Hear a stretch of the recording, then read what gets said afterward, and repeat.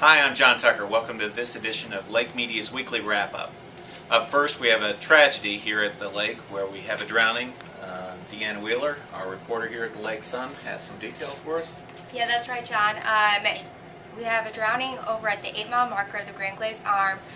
John W. Metelsky from New Mexico drowned Tuesday evening. What happened was he was swimming off a residential dock with family and friends. He went off the water slide, appeared briefly, surfaced briefly, went back under. Family and friends thought he was joking around a little bit, went back under, and then he never resurfaced. So it took a couple of minutes for family and friends to realize that something was wrong.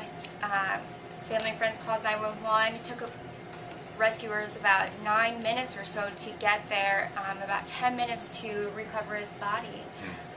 Absolute tragedy. He was not wearing a life jacket, so they will be performing an autopsy on his body. Well, important to keep safety here at the lake, and it's a horrible story. Thanks, Deanna.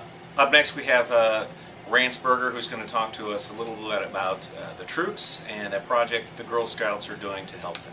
Thanks, John. Some Lake of the Ozarks Daisy Scouts from Troop 70253 decided to reach out to troops overseas with Operation Cookie Drop. As part of the Girl Scouts Cookie Share program, the girls from the lake had an option to try to sell extra cookies for a good cause. They teamed up with a Lake Ozark-based charity called Flags for Freedom that sends care packages to U.S. Armed Forces members in Iraq and Afghanistan. Members of the community ended up buying more than 200 extra boxes of cookies to send to soldiers, and the Daisies added a personal touch to say thanks. Actually, every single box that they sent, they wrote a special little thank you note on that they colored. And like, here's an example of one that they did. They colored a little wrap for every single 232 boxes going.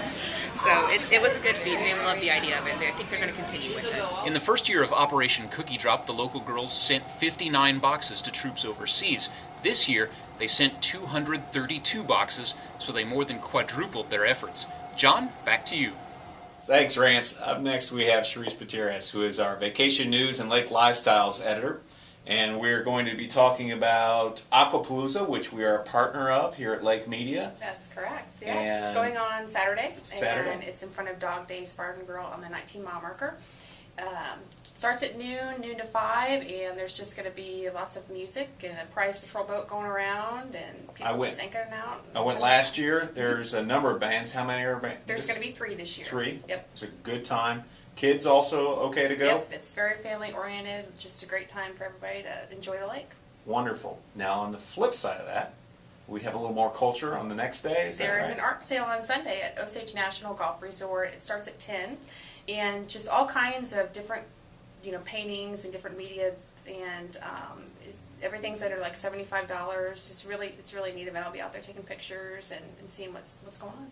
Very good. Now, we also have a product out there for Aquapalooza for people to get. Right. Anything you need to know about Aquapalooza, there's a guide out to them on newsstands, so you can just go pick it up.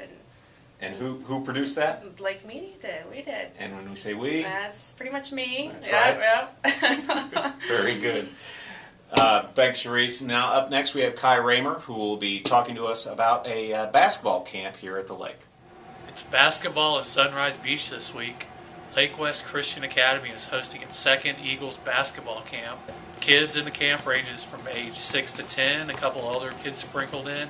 Highlighting the camp, a couple coaches and former players, the Westminster girls basketball coaches there.